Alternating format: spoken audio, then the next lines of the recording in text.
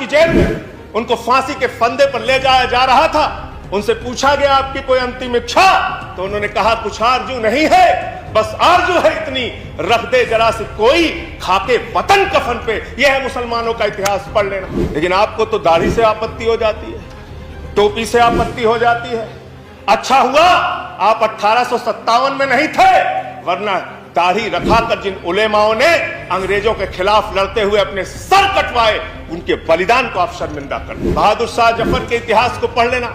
उनके बेटों का सर कटवा के रंगून की जेल में उनके सामने रखा गया। मान्यवर पुलिस के, अंग्रेज के पुलिस अफसर बहादुर शाह जफर को गिरफ्तार करने के लिए आए थे, तो उनका मजाक उड़ाते हुए उन्होंने कहा कि दमदमे में दम नहीं, अब खैर मांगो जान की, ऐ जफर ठंडी हुई शमशीर हिंदुस्तान की। तो उस बहादुर शाह जफर ने अंग्रेज अफसर को जवाब दिया था कि गाजियों में बू रहेगी, जब तलक ईमान की तख्त लंदन तक चलेगी तेज हिंदुस्तान की। भारत माता की जय, वंदे मातरम। और मैं उस विचारधारा से सहमत नहीं हूं, मेरा इस्लाम इतना कमजोर नहीं कि वो वंदे मातरम कहने से खत्म हो जाए। इस तरह की सोच के लोग हिंदुस्तान में रहते हैं। हिंदुस्तान के मुसलमानों के इतिहास को पढ़िए तो उनके प्रति आपके मन में सम्मान पैदा होगा। और ये दाढ़ी और टोपी से और वंदे मातरम लगाने से और अल्लाह अकबर कहने से किसी का धर्म अगर कमजोर हो जाता है तो माफ कीजिएगा, आपका धर्म, आपके धर्म की व्याख्या बहुत कमजोर है। जय श्री राम का कोई नारा लगा रहा है, कोई अल्लाह अकबर का नारा लगा रहा है, कोई जय मां काली का नारा लगा रहा है, कोई राधे राधे का नारा लगा रहा है। आप इन नारों से खुश हो सकते हैं, ये लेकिन धर्म के प्रचार का अड्डा नहीं है, ये मुल्क के संविधान की रक्षा का अड्डा है। किसान खेतों में मर रहा है, जवान सीमा पे मर रहा है, और आप यहां पर बड़े बड़े वादे, बड़ी बड़ी बातें कर रहे हैं। चोरी के आरोप में एक आदमी को पीट पीट के मार दिया गया इसलिए कि वो मुसलमान था, एक वर्ग विशेष से था। क्या इसकी चिंता इस सदन को नहीं होनी चाहिए? क्या धर्म के नाम पे इस देश के अंदर बंटवारे चलते रहेंगे? 2014 से हमने देखा है नया भारत, जिस नए भारत के अंदर मॉब लिंचिंग करके लोगों को मारा गया। हमने देखा है वो नया भारत जिसमें 15 लाख का वादा करके इस देश के लोगों को धोखा देने का काम किया गया।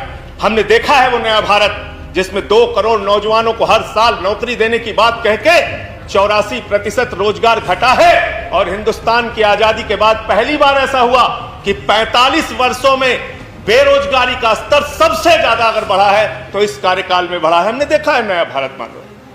और प्रधानमंत्री जी जिस दिन प्रचंड बहुमत लेकर आए, हम सब ने उनको बधाई दी, शुभकामनाएं दिया मान्यवर। और उन्होंने एक बात कही थी कि सरकारें बहुमत से चलती हैं लेकिन देश सर्वमत से चलता है। बहुत अच्छा लगा सुन के, मन प्रसन्न हो गया। लेकिन हमने देखा वो सर्वमत का देश, हमने देखा किस तरह का वातावरण इस पार्लियामेंट के अंदर बनाया गया, लोकसभा के अंदर बनाया गया। हमने देखा मान्यवर, इस संविधान के तहत इस लोकसभा राज्यसभा का गठन हुआ है। ये लोकतंत्र का सर्वोच्च मंदिर है मान्यवर, जो मेरी समझ में नहीं आता। मैं अन्ना जी के आंदोलन के मंच का संचालन कर रहा था मान्यवर। मेवात से एक मुस्लिम लड़की उस मंच के संचालन के दौरान कही कि उसने कहा कि मैं समर्थन देने आई हूं, भाषण देना चाहती हूं।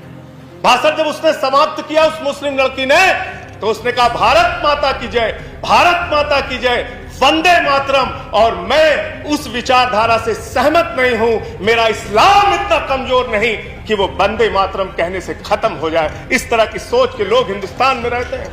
मैं जिस सुल्तानपुर के छोटे से शहर में काम करता था, वहां मेरे साथ शमशाद भाई काम करते थे। बहुत आपसे ज्यादा तेज भारत माता की जय वो लगा सकते हैं, वंदे मातरम लगा सकते हैं। आप आज इस नए भारत में कर क्या रहे हैं? क्या धर्म के नाम पे इस देश के अंदर बंटवारे चलते रहेंगे?